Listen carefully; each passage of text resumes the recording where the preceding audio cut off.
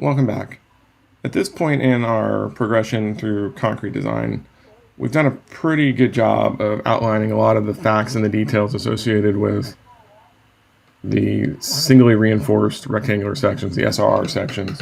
Okay, it's at this point in my classes I usually have some sort of design example that we work through together in class. So while we're not going to work all the numbers, I'm going to kind of show you, I do this example in order to be able to illustrate the steps and the considerations that are going through my mind when I'm sitting down to design a beam for the first time or trying to figure out sizes as a preliminary guess. So what we have is we have a multi-span continuous beam. I'm going to read through the data that we have, and then we'll kind of explain some of the thoughts that we have happening here.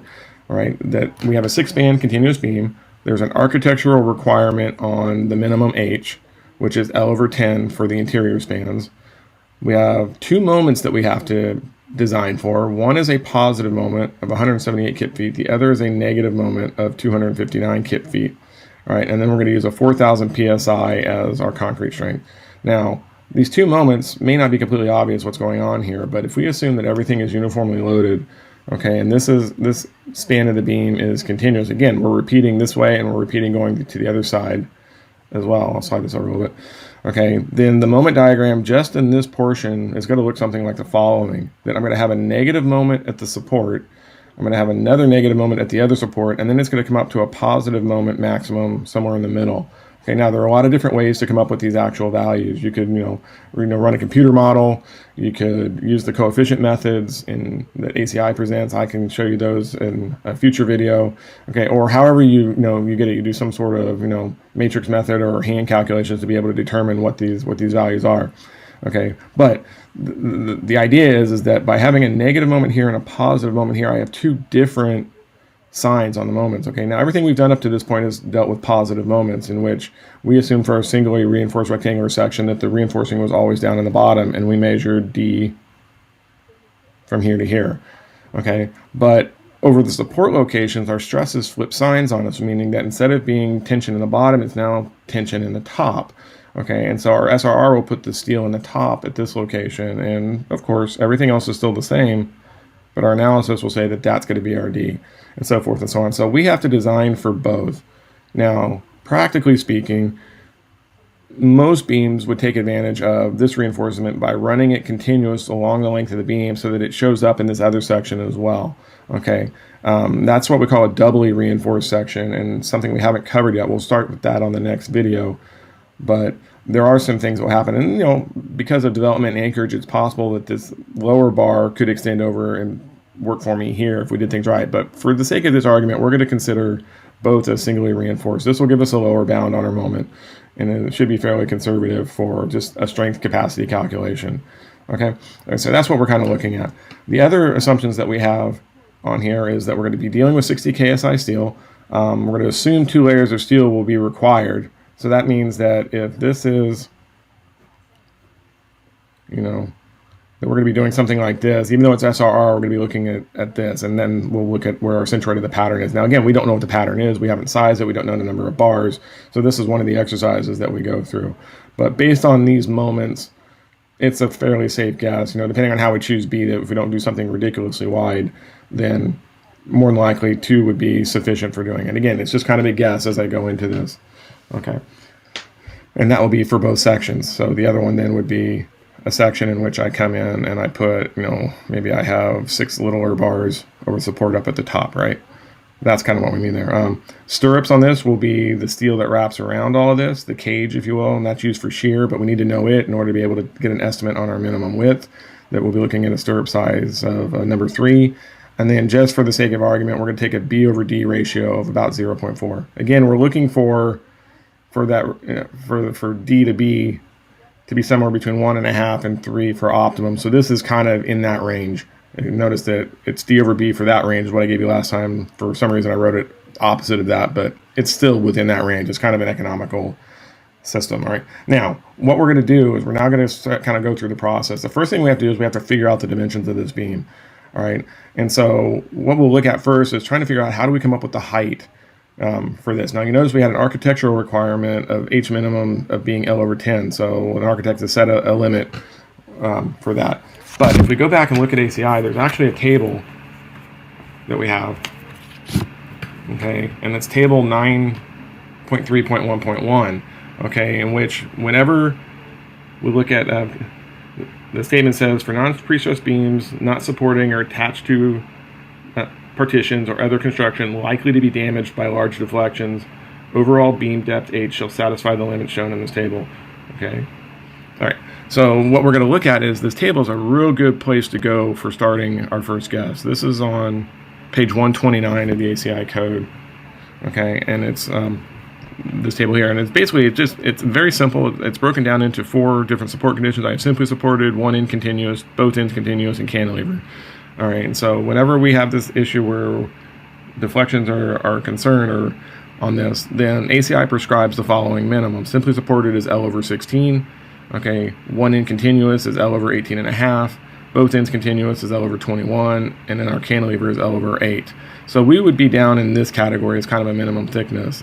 And so L over 21 would be the minimum thickness they would recommend. Now, obviously, L over 10 is going to produce a larger H minimum than what's in this table. So we're actually obeying the ACI minimums, okay? But we've chosen to go to something a little bit larger. And we're allowed to do that, If I have a beam that is supporting, some, fine masonry or marble tile or something, maybe I want to up the deflections a little, the deflection limits a little bit so the deflections aren't as much, and in doing so, that protects me against, cosmetic changes or serviceability issues that we haven't yet discussed in this class.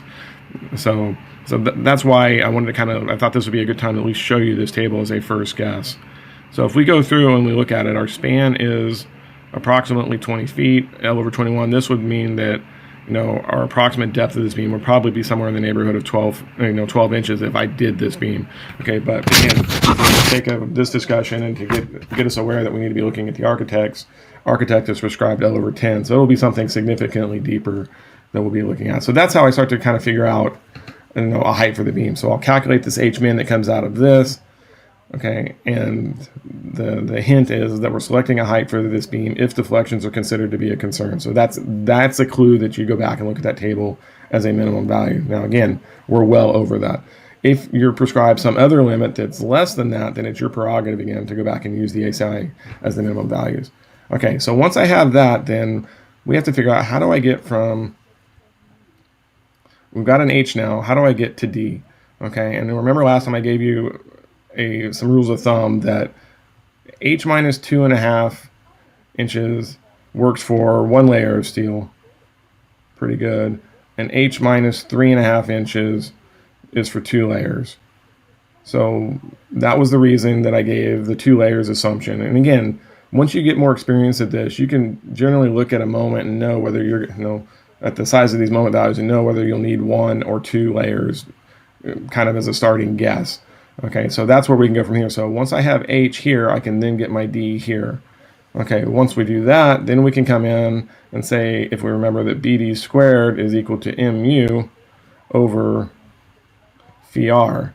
Okay, and that was the tabularized values that I showed you in the tables last time. So we can compute the R on this, and then we can compute our moment. Now, one thing I do need to point out is that if you look, the units on our moment are kip feet. I always convert these to kip inches on this, and that's the reason I chose these units, is that at this point I would probably do 12 inches per foot and tally up whatever that value needs to be.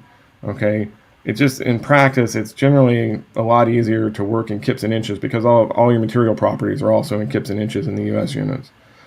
Okay, all right, so once I've got that R value that's required based off of sizes and stuff, and, because we picked off our D up in this step, and then once I have that, I can use my ratio to get kind of a guess at B, and we can massage the numbers a little bit. Okay, and then so that will get me these 2 quantities. I can actually solve for this equation by rearranging it slightly differently and say that R is equal to MU over phi BD squared. Okay, and so with that information, I can now choose R, and once I know R, then that will allow me to get to, this will get me to rho. Okay, and then we know that that's AS over BD, so that will get me to AS. And that's kind of the progression and the logic of what we're going to do as we go through this calculation. Now, we still have some issues with phi, and at this point, this is where I'm going to assume phi equal to 0.9. All right, and I'm going to be able to come in and compute those minimums and maximums. Now you're doing this calculation for each of the sections that we showed. The negative section gets one and the positive section gets another. Okay, so what we do is we calculate what's required by strength, which is this calculation.